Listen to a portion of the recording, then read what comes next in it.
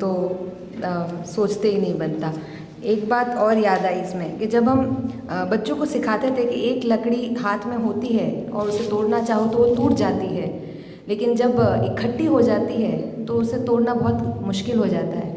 ठीक इसी तरह यहाँ पे भी मुझे ऐसे लगता है, जब हम एक होकर किसी कार्य को करेंगे तो वो अवश्य पॉसिबल हो जाएगा। हाँ, व्यक्तिगत गीत दक्षा बहन लेंगी और उसके बाद महेश भाई बापट से निवेदन है कि वो अपना समापन भाषण देंगे। भारतीय शिक्षा का दर्शन अमृत है छलकाएंगे। भारतीय शिक्षा का दर्शन अमृत है छलकाएंगे। संस्कार से प्रखर दिव्यता जगती में प्रगटाएंगे। अमृत है छलकाएंगे।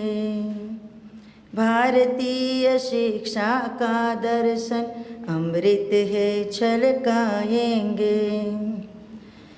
धरती माँ के है सब पूत, रहे प्रेम से बने सपूत। भेदभाव हम छोड़ेंगे, मिथ्या बंधन तोड़ेंगे। एक दिशा में कदम बढ़ेंगे, सबके मुख मुस्काएंगे। अमृत है छलकाएंगे। भारतीय शिक्षा का दर्शन अमृत है छलकाएंगे। शिक्षा तप है साधक हम, गुण विकसाए उत्तम उत्तम। संयम युक्त सादा जीवन, श्रम निष्ठा अर्पित तन मन।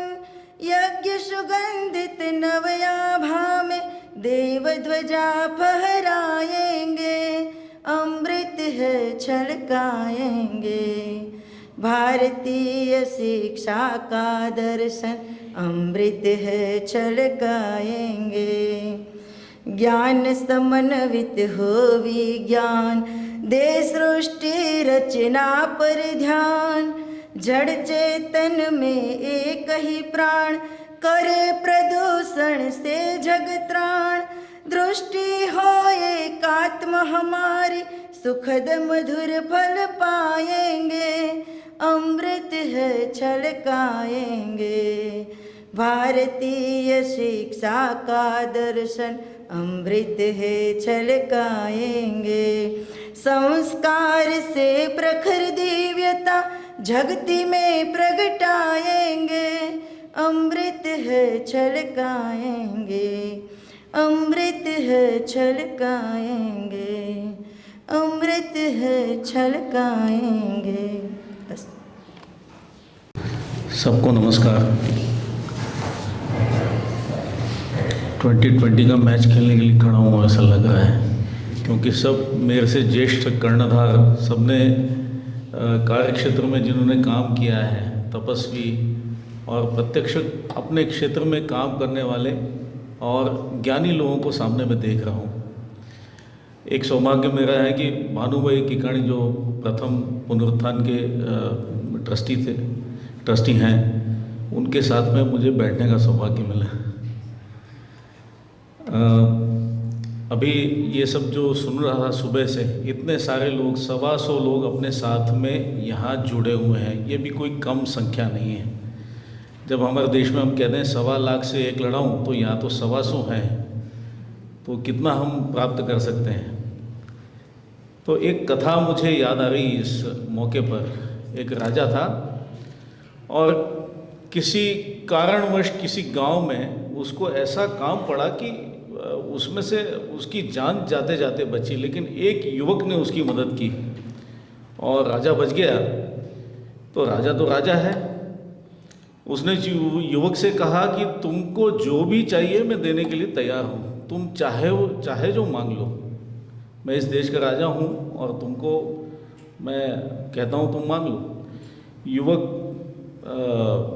बोला नहीं राजन, ये तो मेरा कर्तव्य था, मैंने आपकी जान बचाई और मुझे इसके एवज में कुछ भी नहीं चाहिए। लेकिन राजा अड़ा रहा कि नहीं नहीं, मैंने तुमको बोला है और तुमको मांगना तो पड़ेगा, तुम कुछ भी मांग लो, संकोच मत करो।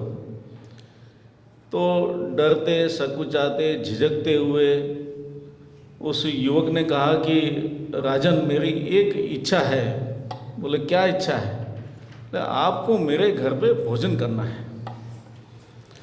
अब युवक किसी सुदूर देहात से आया था, समझ लीजिए कहीं जंगल वन में रहने वाले जैसे झोपड़े में से आया था। और बाकी सब लोगों ने उसका मजाक उड़ाया कि ये क्या किया तुमने, राजा से मांगना था तो ये मांगा, वो तुम पूर्ति कैसे करोगे। लेकिन दूसरी तरफ राजा के भी जो लोग थे, जैसा तंत्र चलता है, कहीं अपने यहाँ कोई बड़ा आने वाला होता है तो क्या होता है, वैसे ही राजा के साथ भी होना था। तो राजा के सेवक फौज दौड़ती हुई गई, उन्होंने देखा कि ये इसके घर में राजा भोजन करेंगे तो सुरक्षा की व्यवस्था क्या है, उसका घर कैसा है, तो घर में भोजन बनाने वाला कोई है कि नहीं, उसके यहाँ कुछ है कि नहीं, और राजा को एक दिन भोजन खिलाएगा तो उसके बाद में राजा जिसके घर में भोजन करके गया है उसका क्या होगा, वो राजा के लिए एक प्रतिष्ठा का सवाल है। तो जैसे तंत्र हिलता है, पूरा राज्य हिल गया, रातों रात रास्ते भी बने, गांव का उद्धार हो गया, गांव में सारी व्यवस्थाएं जो बननी थी वो सारी रातों रात बनकर तैयार हो गई। युवक के घर में कोई नहीं था, कुंवारा था, विवाह भी हो गया, विवाह योग्य वधू भी आ गई और विवाह हुआ। भोजन बनाने के लिए, व्यंजन बनाने के लिए तरह तरह की सामग्रियां उसके घर पर पहुंच गई। अब केवल इतने से काम चलने वाला नहीं था, राजा तो आएगा केवल भोजन करेगा ऐसा थोड़ी है। पात्र जो है पानी पीने का वो भी होना चाहिए, फिर राजा की योग्यता का होना चाहिए, तो सोने के पात्र होना चाहिए, घर के सारे बर्तन सोने के चांदी के सब, मतलब पूरा आप समझ लीजिए कि उद्धार हो गया उसका पूरा। अब इस रूपक को आप देखकर चलिए कि भारतीय शिक्षा कहाँ है। और अगर सारा विश्व, हम तो त्रस्त हैं, भारतवासी त्रस्त हैं, यह दिन भर से कितनी बार बोला जा चुका है कि वो सुन सुन के ही हम त्रस्त हो गए हैं कि भारतीय शिक्षा में कोई, और जिसको हम भारतीय शिक्षा समझ रहे हैं वो वास्तव में भारतीय शिक्षा है ही नहीं। तो वास्तव में क्या है, जिसकी इच्छा विश्व भी कर रहा है कि विश्व में शांति आना है तो भारतीय शिक्षा से ही होगी, इसमें कोई दो राय नहीं है। सारे देशों के लोग हमारे यहाँ आके, हमारी कुटुंब व्यवस्था, हमारे परिवार, कुछ कुछ उदाहरण भी हमारे यहाँ दिए गए कि 50 वर्ष की लग्न गांठ मनाई जाती, कैसे संभव होता है। हमारे तो 6 महीने बाद ही बदल जाता है सब कुछ, सब डिस्पोजेबल है, पत्नी बदल जाती है 6 महीने में, बच्चे बदल जाते हैं। तो ये आपके यहाँ कैसे संभव है? तो इंग्लैंड से, अमेरिका से, सुदूर जगहों से हमारे यहाँ इस व्यवस्था का अध्ययन करने लोग आते हैं कि ये भारतीय शिक्षा है क्या चिड़िया। और इसके बूते पर जो भारत परम वैभव का केवल स्वप्न नहीं देखता, उसकी ओर कदम बढ़ाना भी शुरू किए हैं, उसका अध्ययन करने के लिए लोग यहाँ आते हैं। और ऐसी कौन सी चीज है जो भारतीय लोगों को ऐसा सोचने लायक बनाती है? तो इनके जो ग्रंथ हैं जिनमें से ये ज्ञान मिलता है, उस ज्ञान को तपासा जाए। उसके लिए आवश्यकता पड़े तो मैं संस्कृत सीखूंगा, हिंदी सीखूंगा, मराठी सीखूंगा, जो भी सीखना पड़े करूंगा, लेकिन ये है क्या, ये मुझे, मेरे देश को भी चाहिए। तो ऐसे सब लोग जब भारतीय शिक्षा के पीछे लगे हैं और जो हमारी वस्तु है हमें ही उसका ज्ञान नहीं है। एक उदाहरण किसी ने दिया था कि ये हीरे हैं हमारे पास, लेकिन हीरे हमने कांच समझकर फेंकना शुरू कर दिए हैं, हमको भान ही नहीं है कि हमारे पास क्या है। तो ऐसी है भारतीय शिक्षा, लेकिन केवल ऐसा तत्व रूप से कहने से काम चलेगा क्या? नहीं चलेगा। तो क्या था भारत में, क्या था? तो आइए देखते हैं 2100 साल पहले क्या था हमारे भारत में। हमारे एक गीत भी चलता है, चंदन है इस देश की माटी, तब भूमि हर ग्राम है, हर बाला देवी की प्रतिमा, बच्चा बच्चा राम है। उसकी कड़ियों में आगे क्या आता है, हर शरीर मंदिर सा पावन, हर मानव उपकारी। हमारा तत्व ज्ञान पूरा उस गीत में आया हुआ है, जिसके सैनिक समर भूमि में गाया करते गीता हैं, जहां खेत में हल के नीचे खेला करती सीता है। जीवन का आदर्श यहाँ पर परमेश्वर का धाम है, सारा व्यवस्थित। और ये केवल पुराणों राम जी के वक्त की बात है क्या? नहीं। अभी एक वक्ता ने हमें बताया, तक्षशिला थी हमारे यहाँ, तक्षशिला के केवल एक चाणक्य ऋषि, जिसको हम महापुरुष मानकर पूजा करते हैं, उनके जीवन में उन्होंने क्या क्या आविष्कार किए हैं, क्या क्या कृतियां की हैं, इसका केवल वाचन मात्र से ही हमको अनुभूति होती है कि कितने बड़े प्रज्ञा के वो पुरुष रहे होंगे। एक पूरे मगध के साम्राज्य को एक शिक्षक ने, केवल वो राष्ट्र के विरोध में था इसलिए बदलकर समाज के अनुकूल राज्य सत्ता को बिठाया। चाणक्य किसके शिरोधा थे, पुरोधा थे? ज्ञान सत्ता के। और तक्षशिला के आचार्य थे, चोटी खोल दी थी कि जब तक मैं इसका परिहार नहीं करूंगा चोटी बांधूंगा नहीं। सब जीवन कथा हमको मालूम है सब उनकी, और कैसे कैसे उन्होंने किया हमने चाणक्य धारावाहिक में भी देखा है। वो तक्षशिला किस प्रगति के पथ पर था कि जो 1100 वर्षों तक, अभी पाश्चात्य देशों में अमेरिका अपने 2-4 यूनिवर्सिटी, जिनको वो अपने ही मापदंडों पर विश्व की नंबर 1, 2, 3, 4 यूनिवर्सिटी घोषित करता है, उन यूनिवर्सिटी को तो बिल्कुल बौना समझा जाना चाहिए, क्योंकि बिना किसी एडवर्टाइजमेंट के 1100 वर्षों तक हमारी सारी जो विश्वविद्यालय थे वो विद्या के केंद्र थे। और आप कल्पना कीजिए, तक्षशिला के अवशेष भी अभी हैं वहाँ पर, दुर्भाग्य से पाकिस्तान में है वो, और हमारी पिछली सरकार ने उसके बारे में कोई रुचि नहीं दिखाई।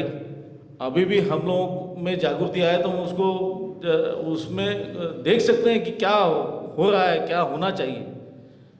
ऐसा कहते हैं कि तक्षशिला सैन्य विद्या का विश्व का सिरमौर था, और बाकी देशों से, पूरे विश्व से पढ़ने के लिए यहाँ पर आते थे लोग।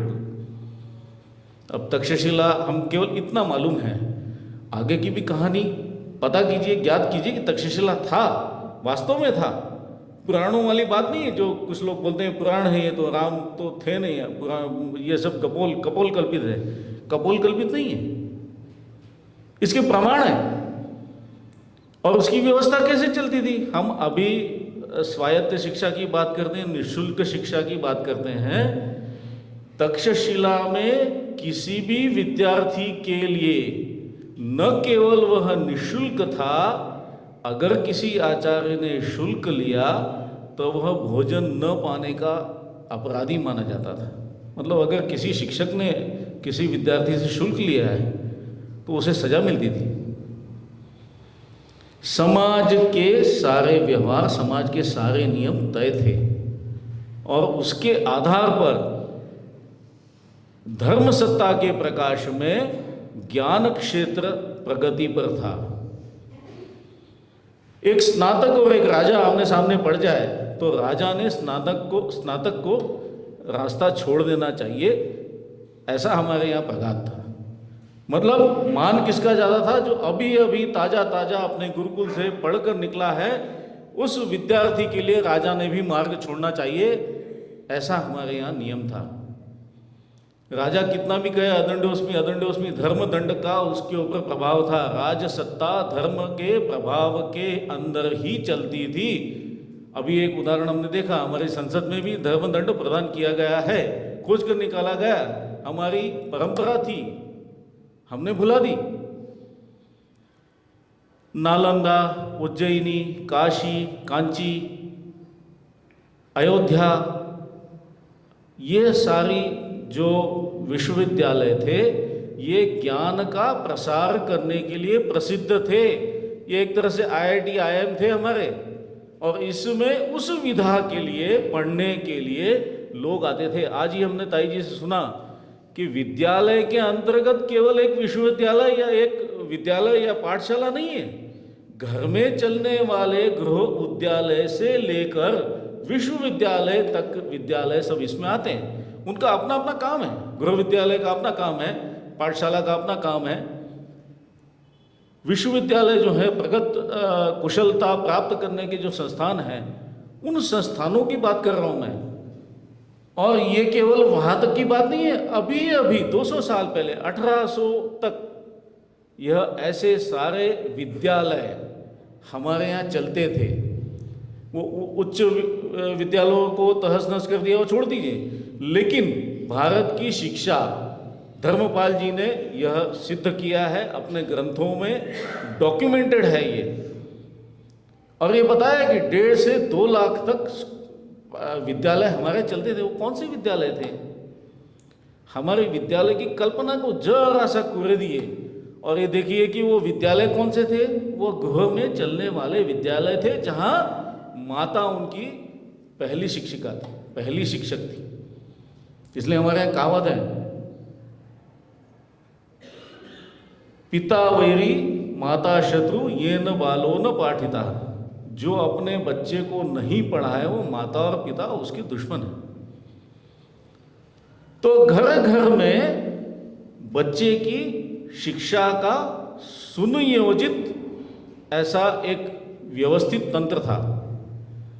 और इससे ऊपर जहाँ विशेष विद्या ग्रहण करने के लिए विशेष आयु में या किसी एक विधा में समाज के लिए जहाँ आवश्यक है, उस विधा में अगर किसी को पढ़ने जाना पड़ता था, प्रवेश सबके लिए किसी भी तरह का अड़चन न होते हुए सबके लिए प्रवेश था इन सब विद्यालयों में। केवल ये देखा जाता था कि उस प्रवेश पाने के लिए उसको कुशलता कितनी है और उस विधा में वो आगे जाने के लिए अगर तैयार है तो उस छात्र को उसमें प्रवेश दिया जाएगा। और ऐसे गृह विद्यालय जिसकी मैं बात करता था, ऐसे गृह विद्यालयों का संचालन करने की एक व्यवस्थित सुनियोजित व्यवस्था थी। उनका तंत्र व्यवस्थित बिठाया हुआ था। धर्मपाल जी के ग्रंथों में यह स्पष्ट किया गया है कि ऐसे हमारे यहाँ केवल अन्न क्षेत्र और आतिथ्य के लिए ही, वह भी मंदिरों में रुकने वाले पथिकों के लिए जो व्यवस्था की जाती थी, उसका खर्चे का भार सबसे ज़्यादा था। उसका व्यय जो होता था वह सबसे ज़्यादा व्यय था। तो इस व्यय की व्यवस्था कहाँ से होती थी कि कुछ ज़मीनें वो केवल देवस्थान के चरितार्थ के लिए ही चलेंगी, कुछ ज़मीनें समुदाय के विकास के लिए, समुदाय के चरितार्थ के लिए चलेंगी। इस तरह से समाज की सारी अर्थव्यवस्था का नियोजन किया गया था। तो अब यहाँ वहाँ से हम लोग चले हैं, अब आगे का भी सदियों पहले का यह तो दृश्य हमने देखा। तक्षशिला, नालंदा, वल्लभीपुर, काशी, कांची, अवंतिका, अयोध्या, सब हमारे विख्यात विश्वविद्यालय, कुशलता देने वाले विद्यालय। इसके अलावा पूरे देश भर में विद्यालयों का जाला। ये तो थी 2100 वर्ष पहले से लेकर अभी सन 1800 तक की स्थिति। बहुत ज़्यादा समय नहीं बीता है।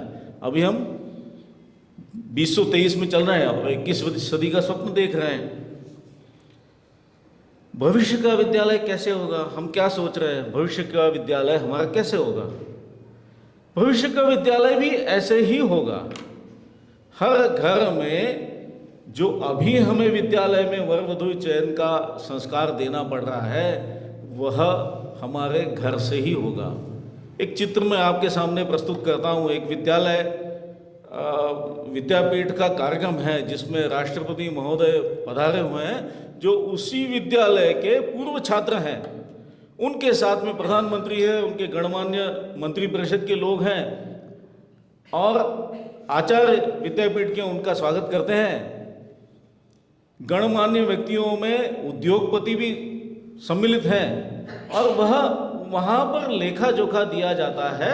यह मैं 21वीं सदी के विद्यालय की आगे की, मैंने पीछे का बताया भूतकाल, अभी मैं भविष्यकाल की बात आपको बता रहा हूँ। तो हर घर में विद्यालय चलेगा। हर वह व्यक्ति जो शिक्षक बनने की पात्रता रखता है वह स्वयं अपना विद्यालय शुरू करेगा। ऐसे विद्यालय गली गली में, गांव गांव में खुलेंगे। उसमें चारित्र की और धर्म की शिक्षा दी जाएगी। शिक्षा वही सिखाती है, शिक्षा वही है जो धर्म सिखाती है। तो यह है हमारे सपनों का विद्यालय। तो उस विद्यालय में केवल पाठशाला मतलब बड़ा सा भवन और उस भवन में चलने वाले हजारों विद्यार्थी, ऐसी कल्पना मत कीजिए। हर घर में, हर छोटे गांव में, गली कूचे में हमारा विद्यालय होगा। तो इसके लिए आवश्यकता किस बात की है?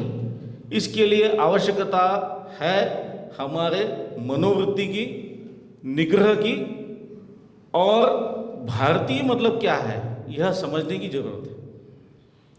अगर हम इसको समझ लेंगे तो हर यह व्यक्ति जो शिक्षक बनने की पात्रता रखता है, यह समझता है कि मैं यह काम कर सकता हूं, उसने यह काम अवश्य करना चाहिए।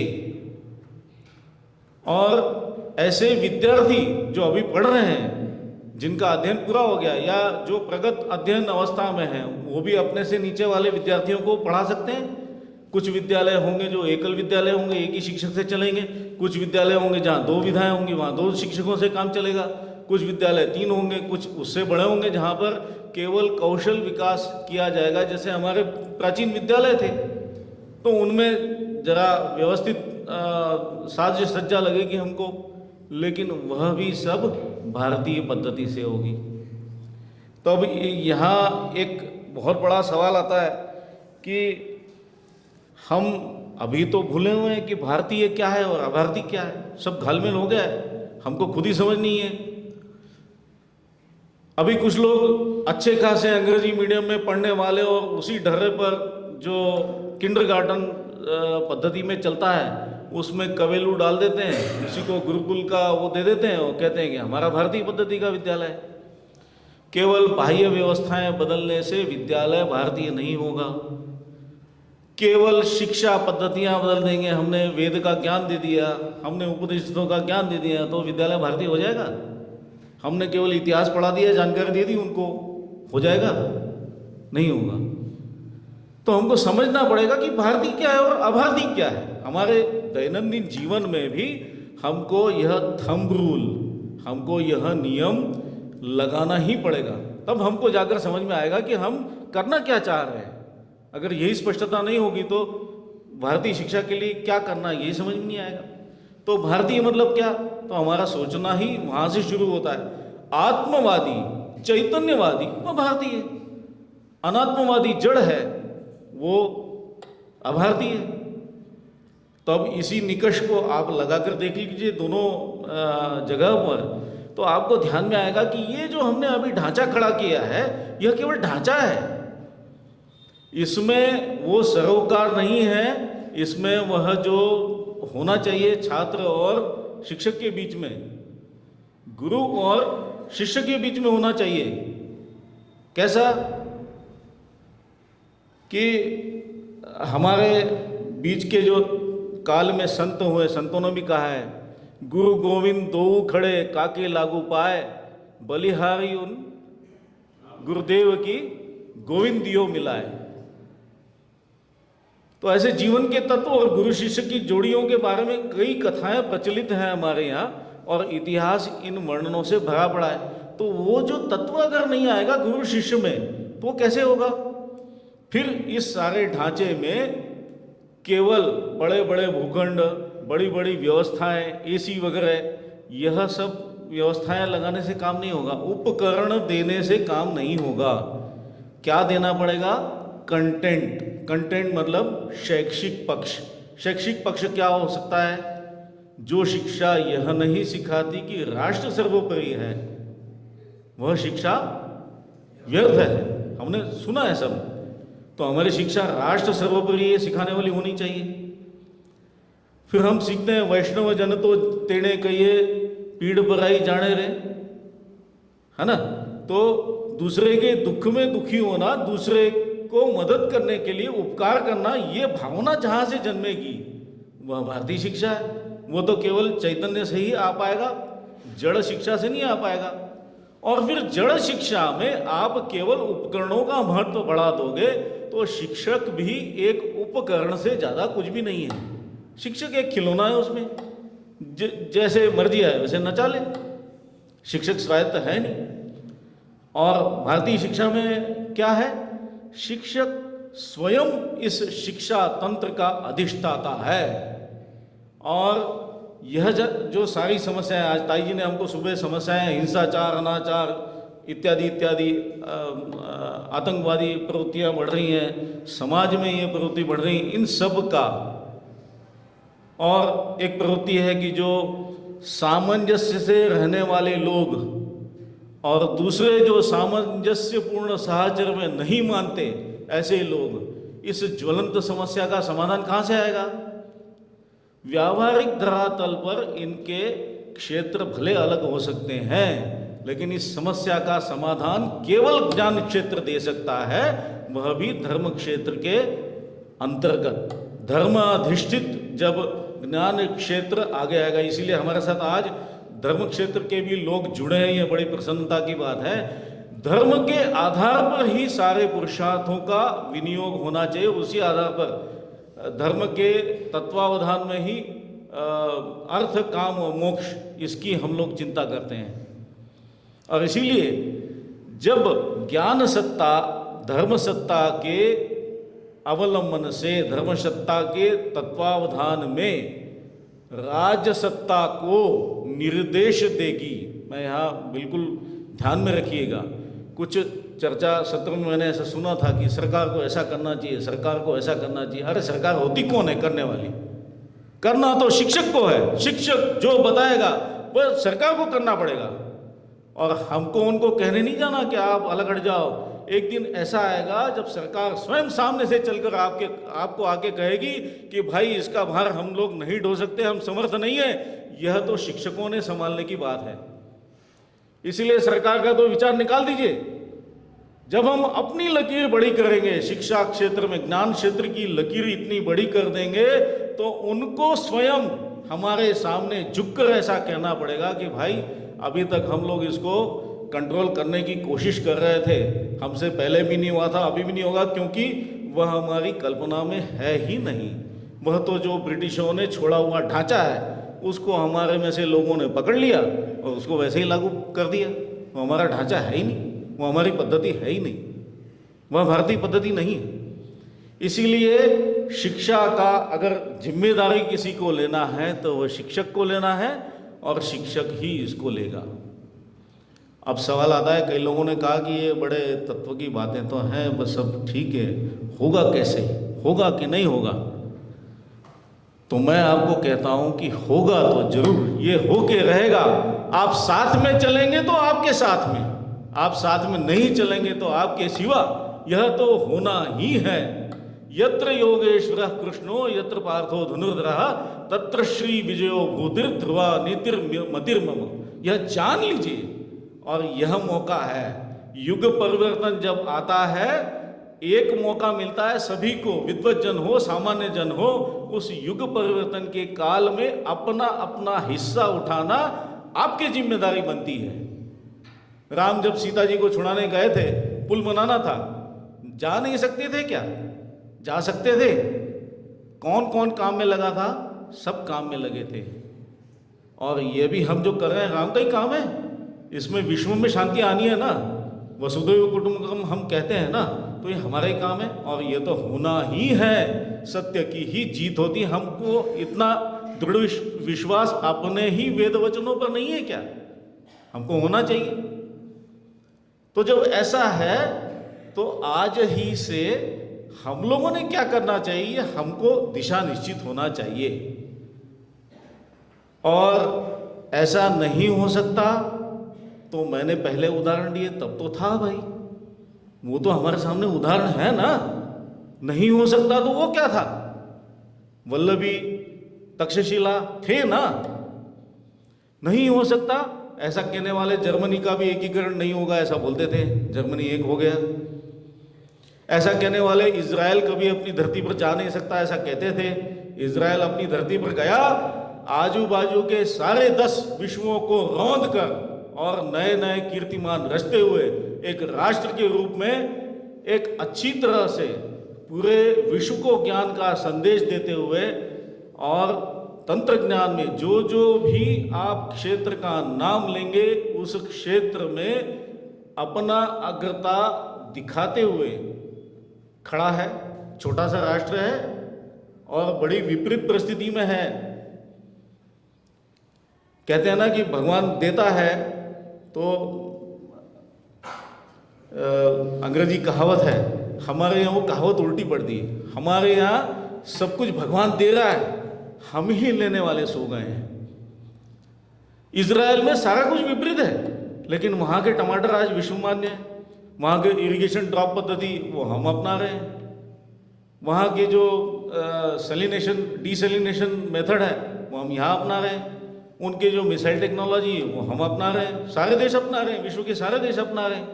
उनकी जो छतरी है एंटी मिसाइल वो बनाई उन्होंने, वो लेने के लिए सब लोग तल पापड़ हो रहे हैं। इसलिए यह जानना जरूरी कि यह सब हो सकता है, संभव है। और उदाहरण भी हम लोग देखेंगे। रशिया के टुकड़े नहीं हो सकते थे, एक समय में कहते थे यूएसएसआर के टुकड़े नहीं होंगे, टुकड़े हो गए। इंग्लैंड के साम्राज्य के बारे में कहा जाता था कि सूर्य का अस्त नहीं होता है, अस्त हो गया।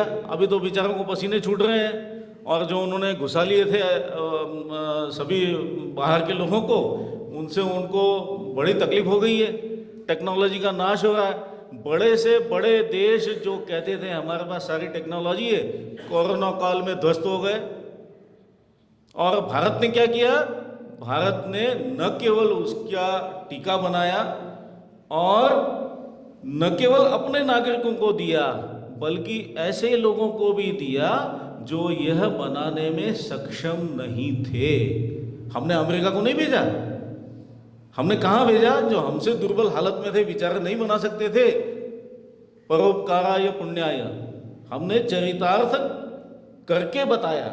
हम अपने हमारे नस नस में भिना हुआ है, वो भिन गया, तो हम वो हमारा राष्ट्रीय चरित्र है, हम उसको करके दिखाते हैं। और अभी निकट की 2 घटनाएं देखें। धारा 370 खत्म नहीं होगी ऐसा कहते थे, खत्म हो गई, उसमें मुहर भी लग गई और निश्चित हो गया।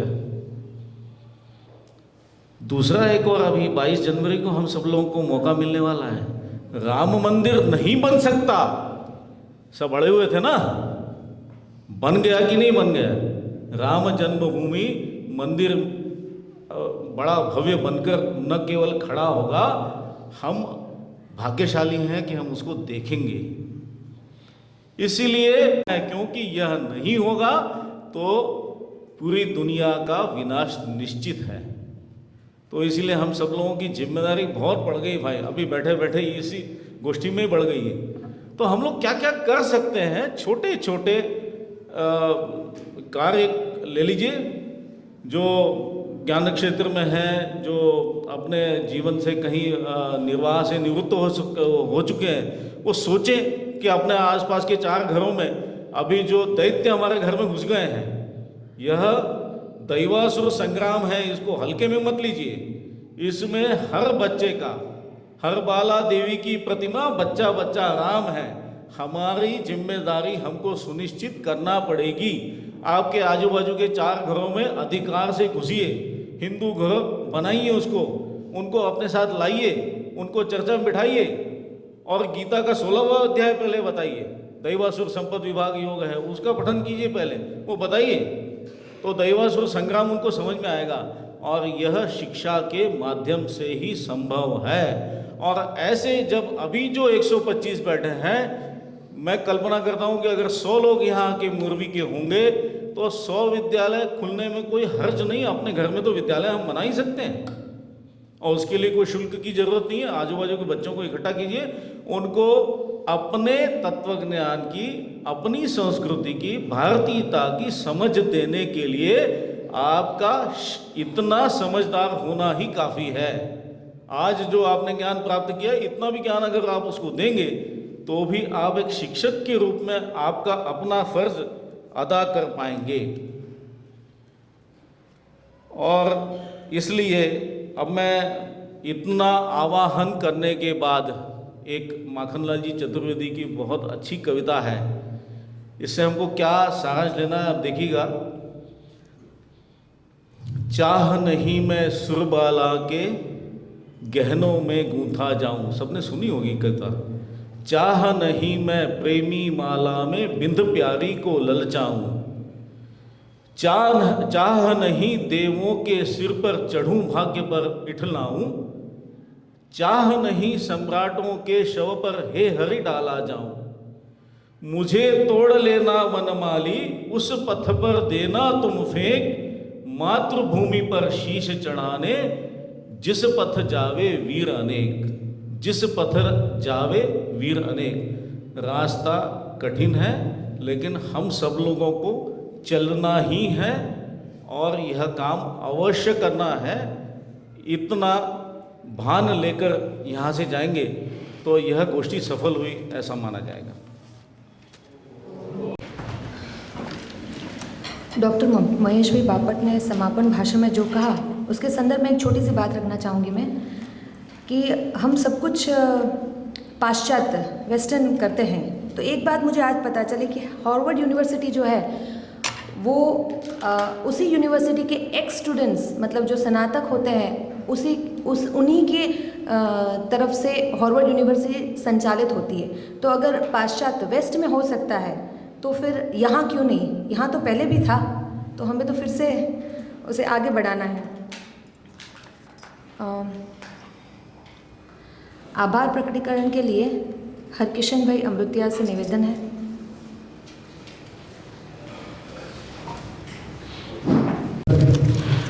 આજની આ વિદ્વત ગોષ્ઠીમાં આપ સૌ સાથ સહકાર અને સહભાગિતાથી સફળતાપૂર્વક સંપન્ન કરી શક્યા।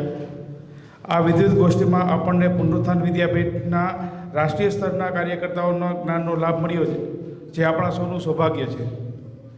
આજના આ સમાપન કાર્યક્રમમાં અધ્યક્ષ સન્માન સ્વભાવ બદલ શ્રી ભાનુભાઈ કેકાણીનો આભાર વ્યક્ત કરું છું। મંચસ્થ અતિથિ તથા વાલી એવા મામલતદાર સાહેબ શ્રી જસવંતસિંહ વાળાનો પણ આભાર વ્યક્ત કરું છું।